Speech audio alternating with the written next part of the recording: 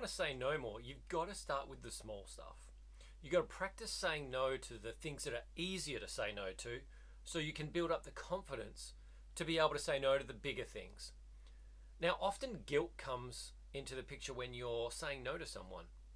But is it really fair that you feel guilty about not doing something for somebody else, and yet you don't feel guilty about not looking after yourself and your own best interests first? I don't really think so. It's hardly fair. Now, if you want to say no more often without feeling guilty, grab your free life map below where I'll teach you how to build better boundaries and design, build, and live your own dream life. Now, I used to say yes way too much. Didn't like being by myself, so if something was going on, I would just, yep, I'm cool to go with that. Didn't matter what it was, whether it was going out to do something fun or whether it was just going out to help somebody with something that they needed a hand with, whether it was work asking me to do overtime or work on a public holiday or something like that. I was just like, yes, that was my default response for everything. See, I was taught to put everyone else first and myself last. Unfortunately, I learned the hard way that that led to 15, 16 years of suffering for me, where chronic fatigue was one of those things that ravaged my body. Now, had I learned to say no and build better boundaries before this illness showed up in my life, would it have shown up? I'm not sure. I don't know that I would be the same person. But now I have much stronger boundaries and I know how to say no to people, and I'm prepared to say no to people no matter what it is, big or small. And here's how you can do the same thing. So firstly, you've got to start saying no to the small things. So someone asks you to do something simple for them. It's not really out of your way. It's not really going to take much effort. Not a big deal. But maybe you need to practice saying no to something like that first. Because you need to be able to build the muscle of discipline, the discipline of saying no. See, saying no it's still a discipline. It means you have to be very guarded with your response.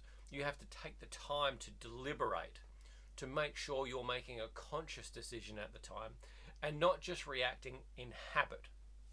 When it's a habit, you don't think about it, you just do it. So that no comes out automatically. I'd rather you try and pause, even if it's just a second or two, to stop and think, do I really want to do this? Do I have the capacity to do this? Is this what I have time for in my life? And when you can think about it that way, you're now making a conscious decision rather than just reacting with your habitual, yeah, sure, no problem, let me know. Now, if you're watching this, you're probably one of those people that needs to be able to do this and practice this, even though it might sound absolutely trivial and ridiculous. But it really takes saying no to the small things so you can build up that confidence, that discipline, that muscle that says, oh yeah, I can say no to the bigger things.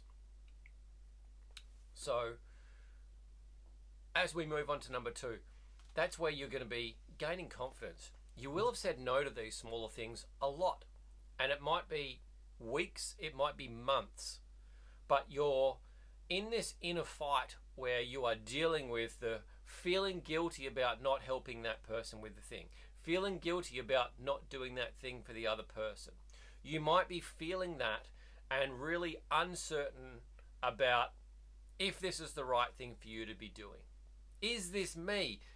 Does this feel like me? I'm usually a giving person. Why do I have to say no and not do this? Because you need these strong boundaries in your life. If you don't have these boundaries, you're not guarding your energy, you're not guarding your time, and ultimately you end up not guarding your money. You're giving other people the power over your life. So keep working on saying no. And what I challenge you to do with the guilt feeling is turn it around from feeling guilty about the other person and think about it for yourself. If I said yes to this person, what am I missing out on? Is this fair to me to miss out on this thing? Is this really the best thing for me to do by just going along with whatever they want to do? Or is there something better? Do I need a rest? Do I need to go and do something for my family? Do I need to look after myself and my own health, my own life? Is there other jobs that I really need to do as a priority? If so, then you're going to shift that guilty feeling from I feel guilty for not helping them to I feel guilty if I don't look after my own best interests. Now, it is a psychology shift, but it is completely fair and completely valid. Because a lot of the time we're brought up to put everyone else first. And that's great until it isn't. It's great until you are giving so much of your energy away that there's just nothing left for you. You're burnt out. You're not able to do the things that you need to do to look after you. So keep working on the confidence of saying no.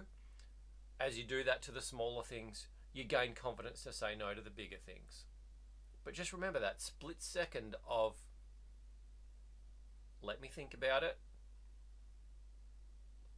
yes or no from there. Or you might be just saying, maybe I need to think about it, and leaving that and getting back to them at a later date. Let's move on to number 3. You have to live your own life your way. Otherwise, you're never going to be truly happy. If you live your life saying yes to everybody else and helping everybody else, you're putting their needs ahead of your own. You're putting their life ahead of your own. You're going and living their life. I don't know if you've seen the trend about non-playable characters lately. So non-playable characters are characters in video games that are just sort of standing on the sidelines, and you can't play with them. They serve a role, but they're just kind of in the background making up the numbers. Now, the last thing you want is to be a non-playable character in your own life.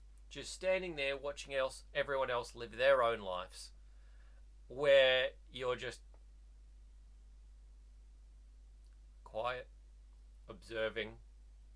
Nothing's really happening. You are the main star in your life. You are the main actor. So go and live your life the way that you want to live it. To do that, you've got to say no to things that you don't want to do or people you don't want to spend time with, so you can say yes to the things you do want to do and the people you do want to spend time with. You need to be able to make space in your life.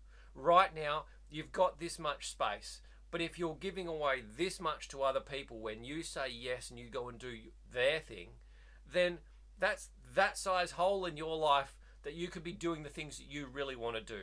Trying new things, meeting new people, spending time with the people that you love, going and doing the hobbies, the fun things that bring you joy. If you don't live your own life, you're never going to get it back. So make sure you start to say no and build up these big boundaries. You can't please all the people all the time, so don't even bother trying. Do what's best for you as a priority, and you can still help others, but do it within your capacity. You've got to live your own life, or you're never truly going to be happy. Now, if you need help building these boundaries, building the confidence and the discipline to say no, join my free Life Map program below. And I'll coach you for 28 days for free to start building the life that you want to live. Building the skills that give you the confidence and the discipline and the inner strength to be able to stand up for yourself, choose to do more of the things that you want to do, and live your life your way. Click the link in the description. I'll see you on the inside.